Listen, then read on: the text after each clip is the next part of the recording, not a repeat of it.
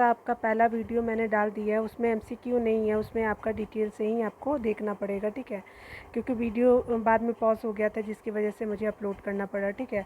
तो चलिए उसके बाद से जो देख लेते हैं इसमें एमसीक्यू भी रहेगा, ठीक है ना। चलिए यहाँ पे क्या बोला जा रहा है, तो कहा जा रहा है कि जिस तरह से वेदन क्षमता की बात जो की जा रही है, तो इसमें क्या होगा कि अल्फ़ा किरण जो है वो आपका 0.002 सेंटीमीटर मोटी एल्युमिनियम की चादर को भेज सकता है, ठीक है, यानी आपका अल्फ़ा किरण की बातें बोल रही जा रही है, ठीक है। उसी तरह से बीटा किरणें जो होती हैं वो उच्च वेग के कारण जो होते हैं 0.002 आपका 0.02 सेंटीमीटर मोटी एल्युमिनियम की चादर को भेज सकता है। और उसके अलावा जो आप गामा जो देख रहे हैं कि गामा किरणें जो होती है वो 100 सेंटीमीटर मोटी चादरों को जो है वो आप इसके द्वारा गामा किरणों के द्वारा जो है वो भेजा जा सकता है, ठीक है। तो चलिए इसको देख लेते हैं। इसके अंतर्गत जो है आयनी क्षमता की बात की जा रही है। तो आयनी क्षमता जो अल्फा किरणें गैसों को आयनित करती है, इनकी आयन क्षमता जो होती है बीटा किरणों की अपेक्षा क्या होती है 100 गुनी, तथा आपकी गामा किरणों की अपेक्षा जो होती है 10,000 गुनी होती है। किसकी? तो आपकी अल्फा किरणों की, ठीक है।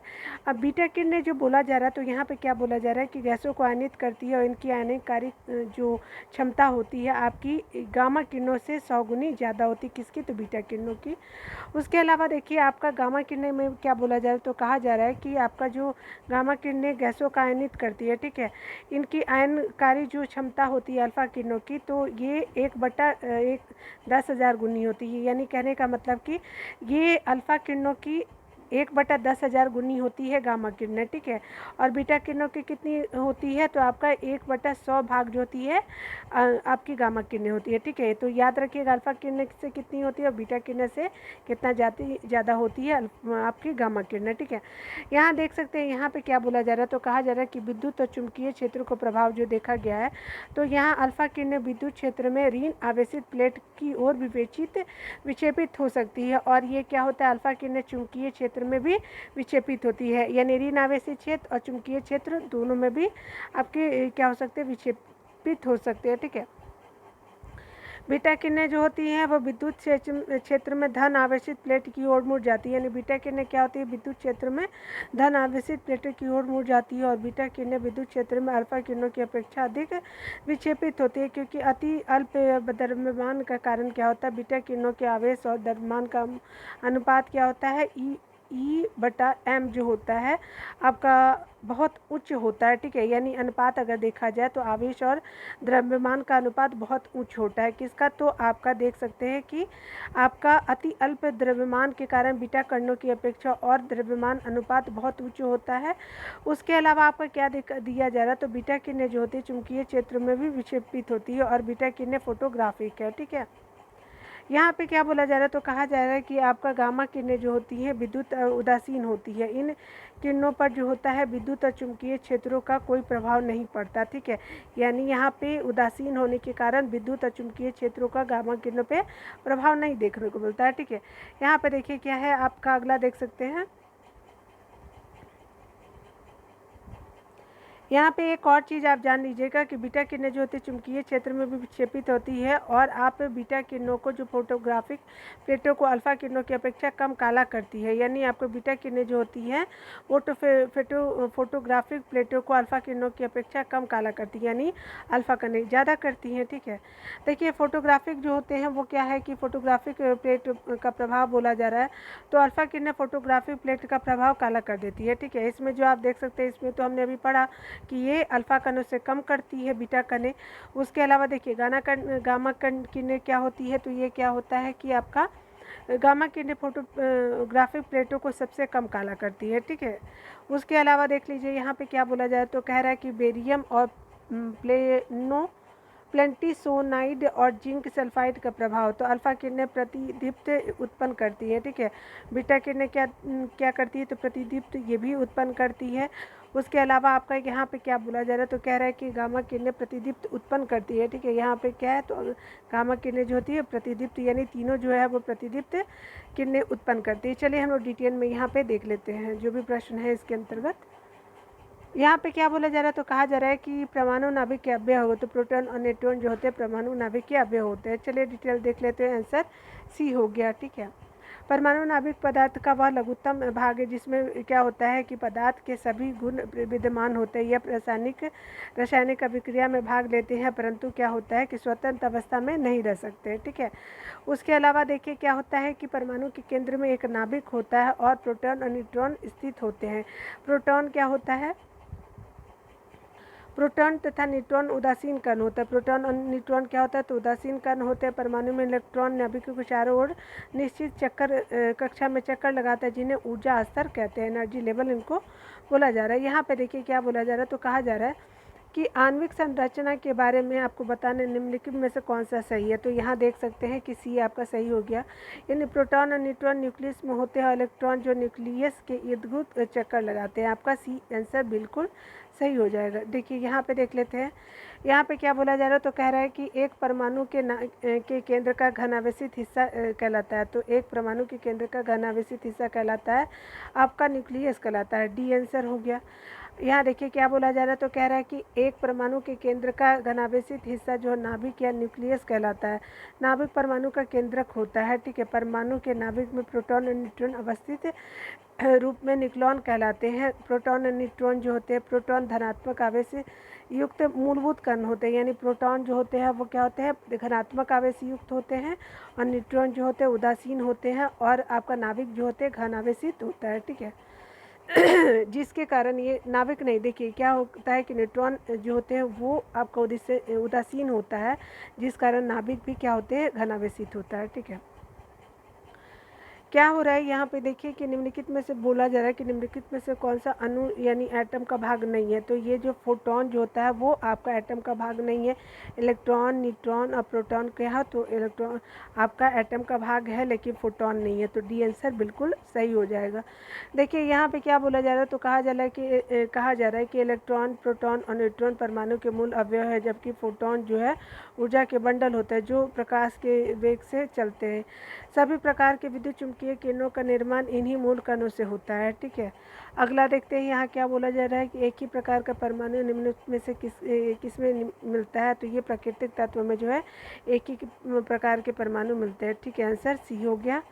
देखिए यहाँ क्या बोला जा रहा है, तो कहा जा रहा है कि परमाणुवीय नाभिक किसने खोजा। तो रदरफोर्ड ने जो है वो परमाणुवीय नाभिक खोजा। ए आंसर बिल्कुल सही हो जाएगा। ठीक है।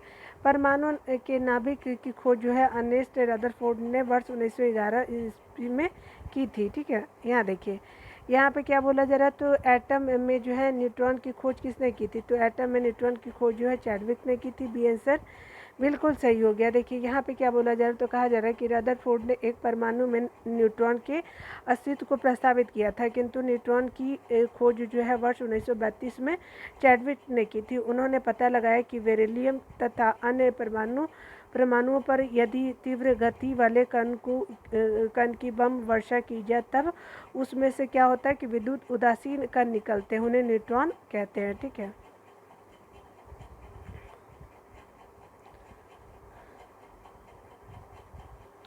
यहाँ पर बोल रहा है कि न्यूट्रॉन निम्नलिखित में से कौन एक अणुपरमाणु कण नहीं है। तो ये जो होता है न्यूट्रॉन जो होता है वो अणुपरमाणु कण नहीं है। आपका सी आंसर बिल्कुल सही हो जाएगा। ठीक है।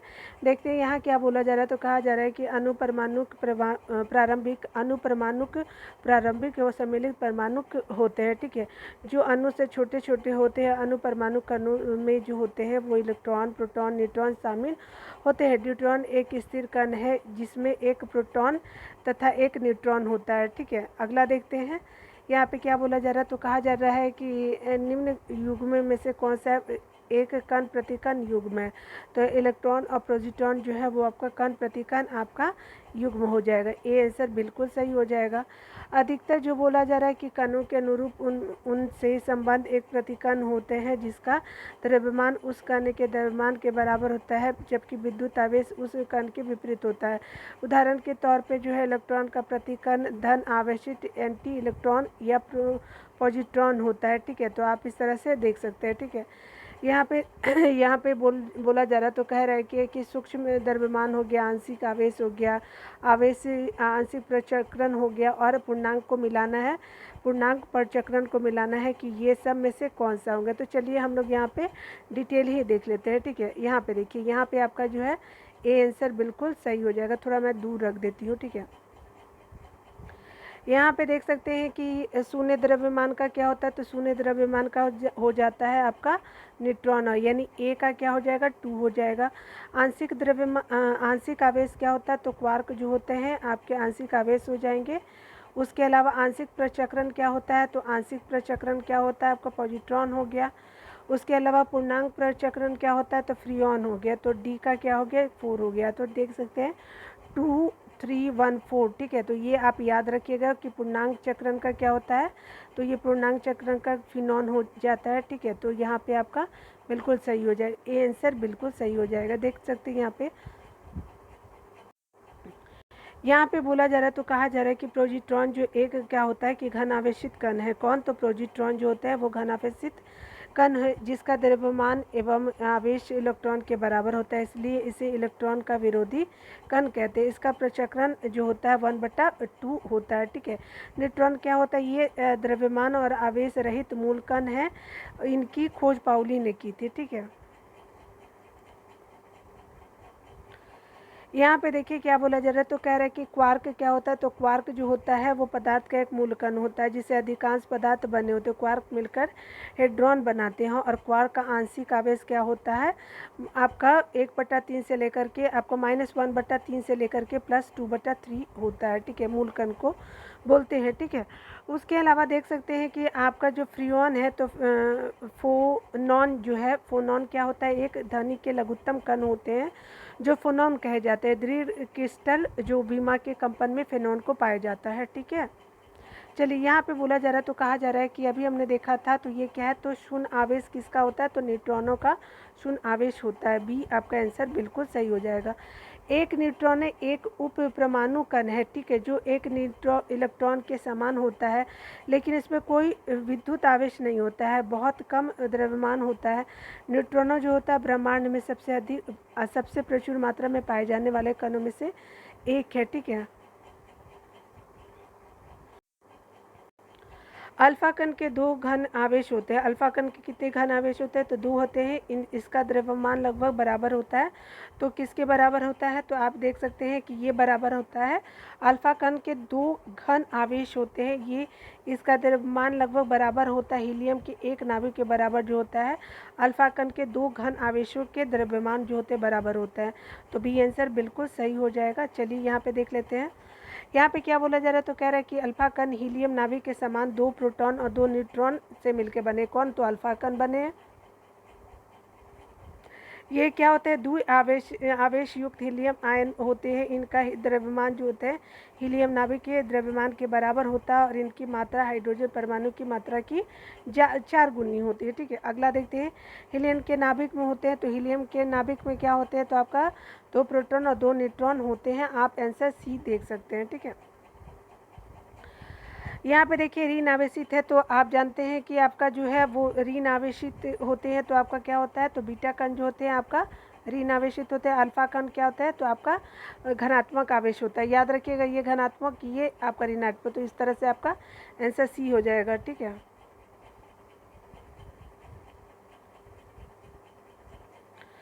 अल्फा किरणें जो होते हैं आपका अल्फा किरणें अल्फा कणों से बनी होती है। ये क्या होता है, जो आवेशित घन आवेशित हीलियम नाभिक होते हैं। बीटा कण जो होते हैं ऋण आवेशित इलेक्ट्रॉन और गामा किरणें अनावेशित होते हैं, ठीक है। गामा जो होते हैं वो क्या होते हैं, विद्युत चुम्बकीय आपके तरंग होते हैं। यहाँ पे क्या बोला कि आवेश रहित होते हैं। कौन आवेश रहित होता है, तो आप जानते हैं कि न्यूट्रॉन जो होते हैं आवेश रहित होते हैं। आंसर सी हो जाएगा, ठीक है।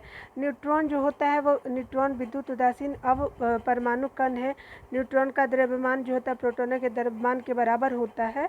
और न्यूट्रॉन की खोज जो है वर्ष 1932 में इंग्लिश जो वैज्ञानिक थे जेम्स चैडविक ने की थी, ठीक है। यहाँ पे क्या बोला जा रहा है, तो परमाणु में कक्षों को भरने का क्रम नियंत्रित होता है। तो ये परमाणु में कक्षों को भरने का क्रम जो नियंत्रित होता है अफबाऊ सिद्धांत द्वारा नियंत्रित होता है, ठीक है।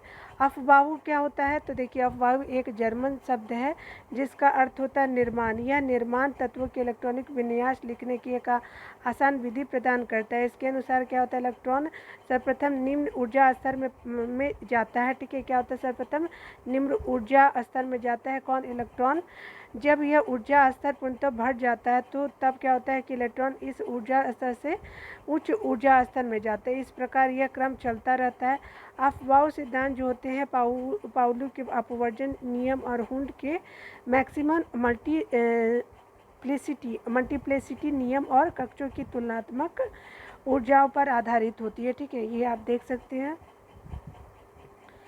यहाँ देखिए क्या बोला जा रहा है, तो कहा जा रहा है कि रासायनिक तत्व के अणु के संदर्भ में चुंबकीय क्वांटम संख्या का संबंध है। तो अभिविन्यास से जो है वह रासायनिक तत्व के अणु के संदर्भ में चुंबकीय क्वांटम संख्या का संबंध अभिविन्यास से है। ठीक है, देखिए यहाँ पे क्या बोला जा रहा है, तो कहा जा रहा है कि रासायनिक तत्व के अणु के संदर्भ में चुंबकीय क्वांटम जो संख्या होती है का संबंध इलेक्ट्रॉन कक्ष के अभिविन्यास से होता है। सिंपल क्वांटम संख्या जो होती है कक्ष के आकार और ऊर्जा को एज़ीमुथल क्वांटम संख्या 1 कक्ष की त्रिविमीय आकृति को स्पिन क्वांटम जो होती है कक्षा इलेक्ट्रॉन के चक्रण को बताती है। ठीक है, चलिए यहाँ पे क्या बोला जा रहा है, तो कहा जा रहा है कि जिस तत्व के परमाणु में 2 प्रोटॉन 2 न्यूट्रॉन और 2 इलेक्ट्रॉन है उसका द्रव्यमान कितना होगा? तो आपका 4 हो जाएगा, क्योंकि आप जानते हैं कि आप इन दोनों को जोड़ देंगे तो आपका द्रव्यमान संख्या निकल जाएगा। ठीक है, यहाँ पे देख लेते हैं डिटेल से। तो किसी तत्व की द्रव्यमान संख्या इन परमाणु भार जो होते हैं इसके नाभिक में उपस्थित प्रोटॉनों न्यूट्रॉनों की संख्या के योग के बराबर होता है। तो द्रव्यमान संख्या क्या होता है, जिसको ए से डिनोट करते हैं, एटॉमिक नंबर हो गया तो आपका P + N होता है। तो आपका P 2 था तो 4 हो जाएगा ऐड करने पे। यहाँ पे देखिए यहाँ पे क्या बोला जा रहा है, तो कहा जा रहा है कि इन इलेक्ट्रॉन और न्यूट्रॉन की संख्या 18 और 20 है। इलेक्ट्रॉन बराबर जितना इलेक्ट्रॉन रहता है वही उतना ही प्रोटॉन भी रहता है, याद रखिएगा।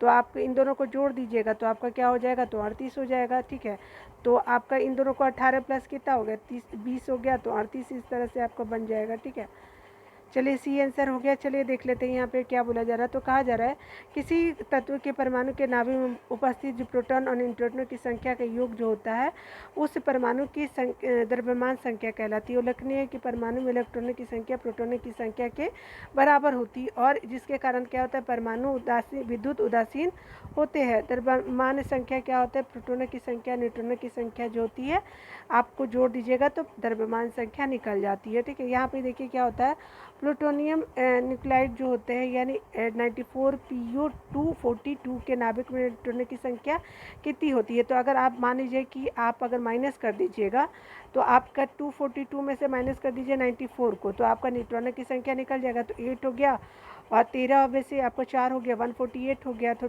बी आंसर क्या हो जाएगा, सही हो जाएगा। देखिए आपका ऊपर जो होता है ना द्रव्यमान संख्या होता है, याद रखिएगा कि ऊपर वाला जो होता है द्रव्यमान संख्या होता है और नीचे वाला क्या होता है आपका जो होता है क्रमांक संख्या होता है। तो आपका परमाणु क्रमांक को अगर द्रव्यमान संख्या हो गया और आपका क्रमांक को माइनस कर देंगे तो वही आपका जो होता है प्रोटॉनों के बराबर हो जाता है। तो न्यूट्रॉनों की संख्या अगर निकालना हो तो द्रव्यमान संख्या में से प्रोटॉनों की संख्या को माइनस कर देंगे तो आपका न्यूट्रॉन की संख्या निकल जाएगी। ठीक है, यहाँ पे देखिए यहाँ पे क्या बोला जा रहा है, तो कह रहे हैं कि परमाणु जिनमें प्रोटॉनों की संख्या समान है तथा न्यूट्रॉनों की संख्या जो होता है भिन्न भिन्न होती है, क्या होता है, तो समस्थानिक कहे जाते हैं। ठीक है, तो आपका आंसर डी हो जाएगा।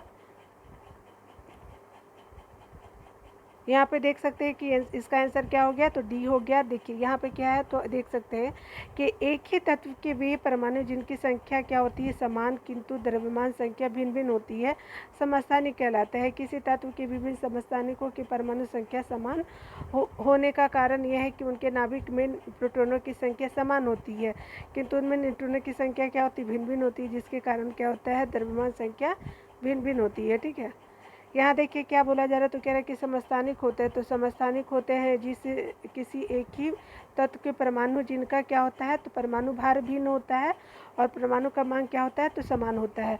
अगर समस्थानिक होगा तो क्या होगा, परमाणु क्रमांक समान होंगे और आपका यहाँ पे उल्टा दे दिया है परमाणु भार भिन्न होंगे। तो बी आंसर आपका बिल्कुल सही हो गया। ठीक है, यहाँ पे क्या बोला जा रहा है, तो कहा जा रहा है किसी परमाणु नाभिक का आइसोटोप वह नाभिक है जिसमें क्या होता है प्रोटॉनों की संख्या समान और न्यूट्रॉनों की संख्या क्या होती है, भिन्न होती है। ठीक है, बी आंसर आप देख सकते हैं।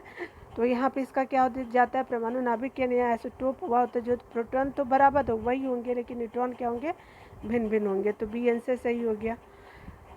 यह देखिए यहाँ पे क्या बोला जा रहा है, तो कह रहा है कि सम न्यूट्रॉनिक के समूह है, तो सम न्यूट्रॉनिक किसको कहते हैं, तो देख सकते हैं कि आपका C6 14 7 N 15 और 8 O 16 हो गया, तो आपका डी आंसर बिल्कुल सही हो गया। देखिए यहाँ क्या बोला जा रहा है, तो कह रहा है कि विभिन्न तत्वों के वे परमाणु जिनमें न्यूट्रॉनों की संख्या समान होती है सब न्यूट्रॉन कहलाते हैं। न्यूट्रॉनों की संख्या अगर बात की जाए तो द्रव्यमान संख्या हो गए माइनस हो गए प्रोटॉनों की संख्या हो गई, ठीक है। अब देखिए यहाँ पे क्या है, तो 14 माइनस 6 कर दो, तो आप अगर इसमें से माइनस कर दोगे तो क्या हो जाएगा, न्यूट्रॉनों की संख्या निकल जाएगी, ठीक है। इसी में से क्या है, तो सबका देख रहे हैं ना बराबर है ना, तो न्यूट्रॉनों की संख्या सबकी बराबर हो गई।